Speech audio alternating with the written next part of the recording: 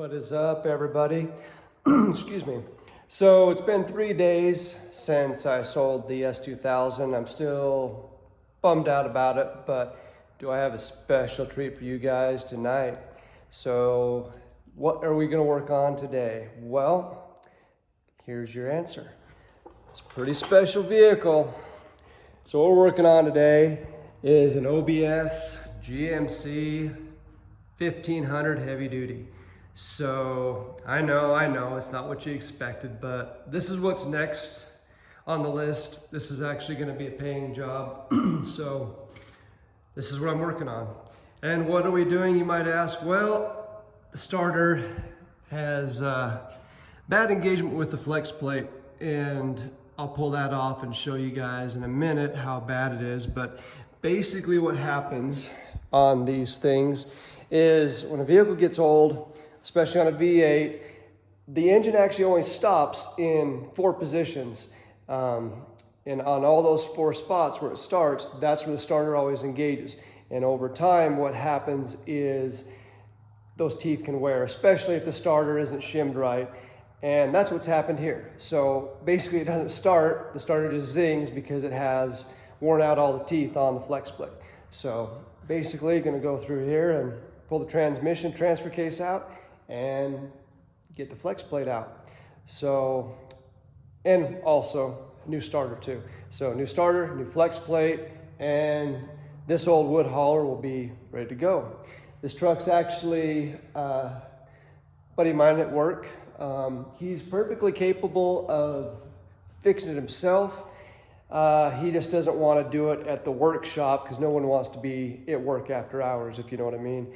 And he doesn't have a shop or a transmission jack to do himself. Plus, he's like most of us. He doesn't want to keep doing stuff after hours. He does all day. So I'm going to do it myself here at my shop. And it's not really a complicated job, but you know, it's what pays the bills. So we're going to start at the front and go to the back. We're going to start out by, actually up top, start out by, excuse me, undoing the battery cable and taking the dipstick out because to the transmission, just because it saves us time later. So we're going to start by undoing the front drive shaft. You got 4 bolts here on the caps, and you have 4 bigger bolts back here. You just undo those 4, drive shaft pops out, come to the back. The back is a slip yoke that just slides out of the transfer case, and again, your U-joint caps, just 4 bolts on there, undo them, pop them out, take the drive shaft out. On the exhaust here, there's a couple things you can do on these because you really do have to take the transfer case out. You can't leave them married because of the torsion bar cross member here. I'm sure someone will argue with me on that one, but it's a lot easier to take the transfer case out first, separate from the transmission, then transmission drops out. So you can do it a couple of different ways. Sometimes you have enough, once the transfer case is out, you can move the transmission back and down enough that you can clear this. A lot of times what I like to do is cut it here, re-weld it back together. Now why I say cut it is because a lot of times the exhaust manifold bolts are just something you don't want to deal with. They rust, they break. It's just a lot easier to cut the pipe and weld it back together if you're a decent welder. You can barely tell it's been welded on, not a big deal. So I haven't decided on this one if I'm going to cut the pipe or not yet, but definitely going to do the drive shafts. On the transfer case, you have a speed sensor plug right here, and you have the shift linkage right here to undo.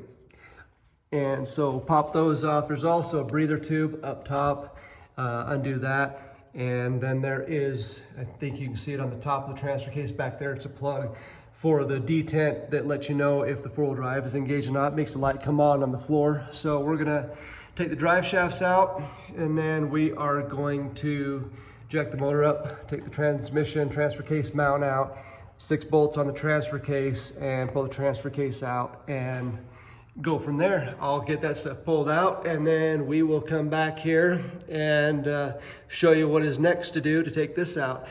Also, another thing I'm probably gonna do just to do it right away, and it's gotta be done anyway, is pull the starter. Yeah, it's a good idea. Anyway, if you're doing a flex plate, put a new starter in, just those things mesh up nice with a new flex plate, just because you don't know how old the starter is, and they're not that expensive. So total cost on parts here, guy at work actually got the parts, but I'm gonna say probably $80 for a starter. And depending on if you get the flex plate from aftermarket store or GM, the flex plate will probably run you between $50 and $100. So not an expensive fix. It's just 4 or 5 hours labor to pull it apart and do it. So I'm gonna do what I talked about, and I'll get back with you and we'll go from there. Okay, so we're done the first stage of disassembly to get this transmission out. So basically did what we talked about here. Undid the torque converter cover here. We cut the exhaust, which actually I probably didn't have to do because I've decided I'm going to do this a different route.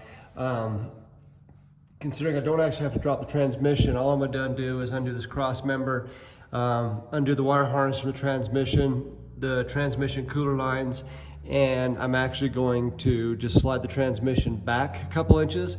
That will give me room to get the bolts out of the flex plate from the block and put a new one in. So the transmission has to be moved out. I'm not gonna actually drop it out all the way, but anyway, from what I've talked about, undid the starter, undid the torque converter cover. Also, we undid the wire harness to the transfer case, undid the front and rear drive shafts. They are now out of there. And next step is gonna be, again, undo the transfer case linkage, undo the wire harness to the transmission, undo the shift selector and rod to the transmission, and of course the messy part, the transmission cooler lines in the transmission, and then I'll undo the transmission bolts and slide her back. So that's where we're at right now. I'm going to get that done, and then I'll position the transmission jack, move the transmission back, and then I'll show you the torque converter and torque converter bolts before we move on to reassembly. Okay, got the transmission out and shifted back. It was kind of a pain. Things kind of been used well, let's put it that way. Dirty, muddy, oily, greasy, but I'll show you what we got here. So, everything has been undone, and transmission and transfer case, still married, has just been shifted back, and now we have enough room. We can get to the the 6 flex plate bolts, unbolt it, put a new one on, put it back together, and get this thing together. Now, I'm going to show you this too right here. Hopefully that yeah, there we go. So that's how bad the flex plate is. It's worn. It's one of the worst ones I've seen. And again, those marks are on 4 different spots on the flex plate. So it needs one, it's time. We'll get a new flex plate in this thing, and then we'll go back together. So basically, I will put a flex plate in it, and then we will basically reverse the process and put it back together. And we'll fire this thing up.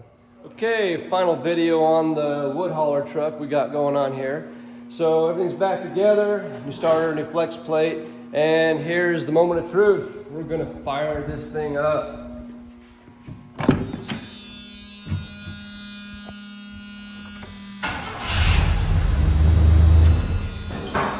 Perfect. Well, it's one more video down, so there'll be more to come. Thanks for watching, guys. Have a good one. See ya.